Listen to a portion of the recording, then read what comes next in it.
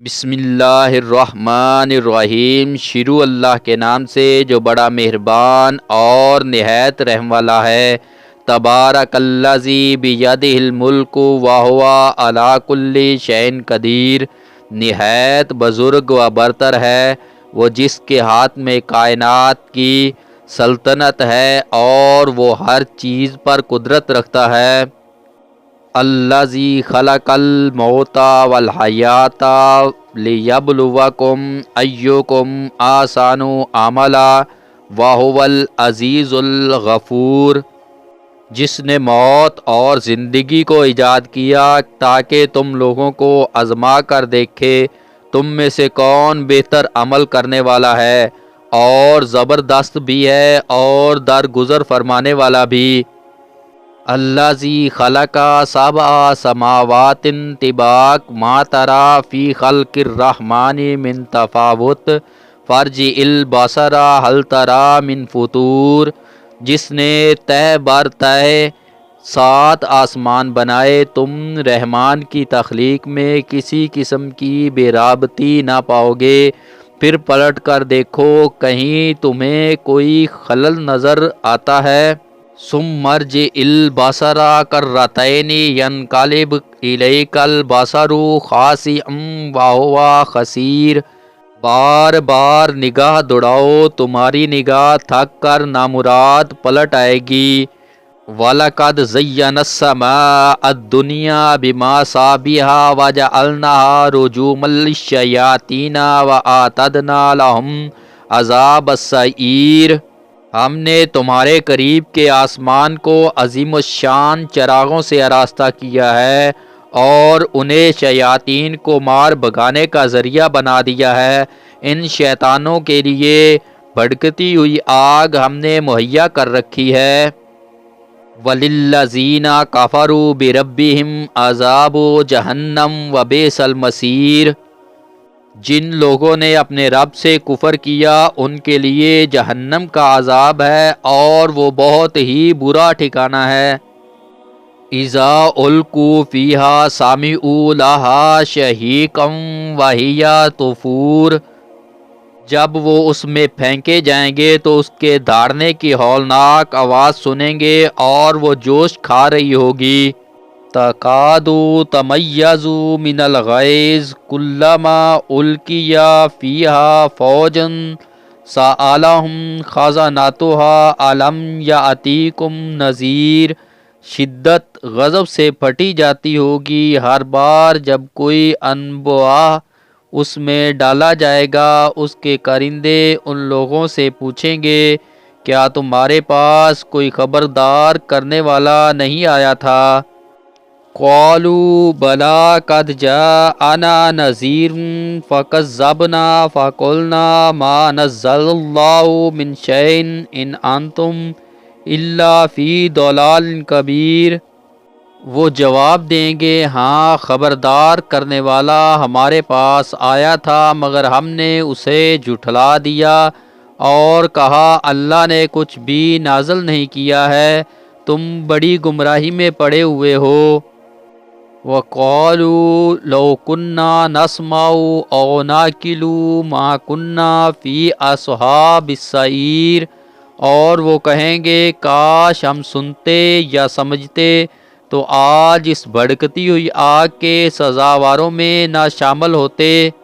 فَاعْتَرَفُوا بِذَنبِهِمْ أَصْحَابُ السَّعِيرِ۔ اسی طرح وہ اپنے قصور کا خود اعتراف کر لیں گے۔ لعنت ہے ان دوزخیوں پر۔ ان الذین یخشون ربہم بالغیب لہم مغفرۃ واجر کبیر۔ جو لوگ بے دیکھے اپنے رب سے ڈرتے ہیں یقیناً ان کے لیے مغفرت ہے اور بڑا اجر ہے۔ وَأَسِرُّوا قَوْلَکُمْ أَوِ اجْہَرُوا بِهِ إِنَّهُ عَلِیمٌ بِذَاتِ الصُّدُورِ۔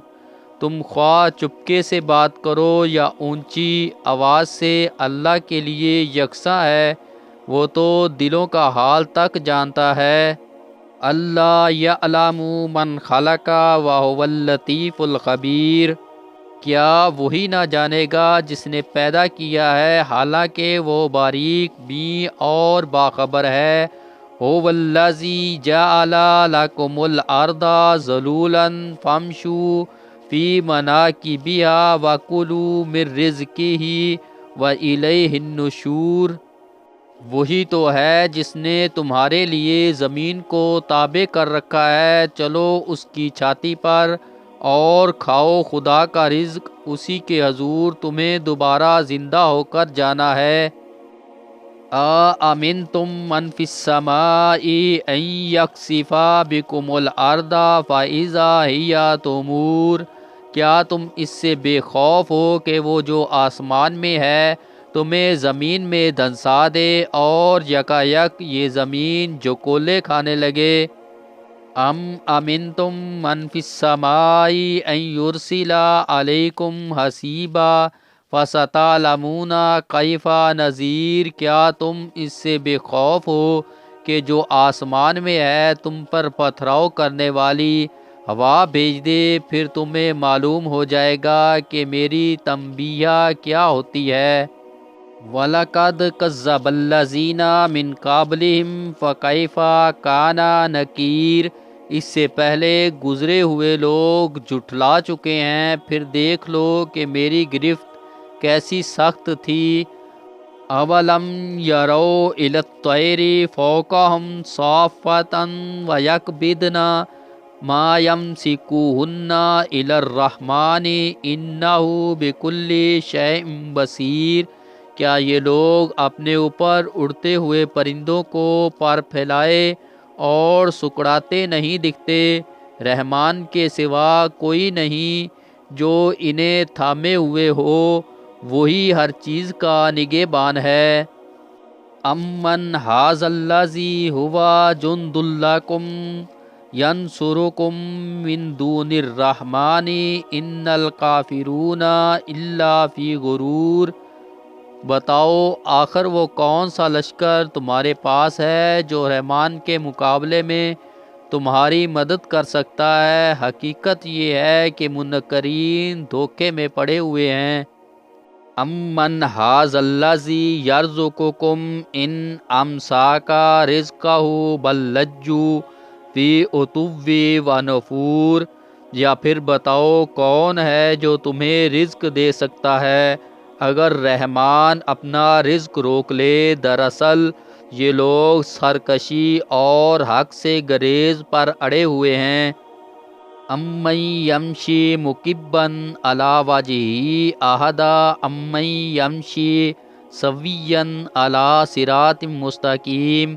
بھلا سوچو جو شخص منہ اوندھائے چل رہا ہو وہ زیادہ صحیح راہ پانے والا ہے یا جو سر اٹھائے سیدھا ایک ہموار سڑک پر چل رہا ہو؟ قل ھو الذی انشأکم وجعل لکم السمع والابصار والافئدہ قلیلا ما تشکرون۔ ان سے کہو اللہ ہی ہے جس نے تمہیں پیدا کیا، تم کو سننے اور دیکھنے کی طاقتیں دیں اور سوچنے سمجھنے والے دل دیے، مگر تم کم ہی شکر ادا کرتے ہو۔ قل ھو الذی ذرأکم فی الارض والیہ تحشرون۔ ان سے کہو اللہ ہی ہے جس نے تمہیں زمین میں پھیلایا ہے اور اسی کی طرف تم سمیٹے جاؤ گے۔ وَيَقُولُونَ مَتَىٰ هَٰذَا الْوَعْدُ إِن كُنتُمْ صَادِقِينَ۔ یہ کہتے ہیں اگر تم سچے ہو تو بتاؤ یہ وعدہ کب پورا ہوگا؟ قل انما علم عند اللہ وانما انا نذیر مبین۔ کہو اس کا علم تو اللہ کے پاس ہے، میں تو بس صاف صاف خبردار کرنے والا ہوں۔ فَلَمَّا رَأَوْهُ زُلْفَةً سِیئَتْ وُجُوهُ الَّذِینَ کَفَرُوا وَقِیلَ ھَٰذَا الَّذِی کُنتُم بِہ تدعون۔ پھر جب یہ اس چیز کو قریب دیکھ لیں گے تو ان سب لوگوں کے چہرے بگڑ جائیں گے جنہوں نے انکار کیا ہے، اور اس وقت ان سے کہا جائے گا کہ یہی ہے وہ چیز جس کے لیے تم تقاضے کر رہے تھے۔ قل ارأیتم ان اہلکنی اللہ ومن معی او رحمنا ومن یجیر الکافرین من عذاب علیم۔ ان سے کہو کبھی تم نے یہ بھی سوچا کہ اللہ خواہ مجھے اور میرے ساتھیوں کو ہلاک کر دے یا ہم پر رحم کرے، کافروں کو دردناک عذاب سے کون بچائے گا؟ قل هو الرحمن آمنا به وإلیہ توکلنا فستعلمون من هو فی ضلال مبین۔ ان سے کہو وہ بڑا رحیم ہے، اسی پر ہم ایمان لائے اور اسی پر ہمارا بھروسہ ہے۔ ان قریب تمہیں معلوم ہو جائے گا کہ صریح گمراہی میں پڑا ہوا کون ہے۔ قل ارأیتم ان اصبح ماؤکم غورا فمن یأتیکم بماء معین۔ ان سے کہو کبھی تم نے یہ بھی سوچا کہ اگر تمہارے کنوؤں کا پانی زمین میں اتر جائے تو کون ہے اس زمین کی بہتی ہوئی سوتیں تمہیں نکال کر لا دے گا۔ سورۃ ملک تعارف اور فضائل۔ یہ سورت 67ویں نمبر پر ہے۔ یہ مکی سورت ہے۔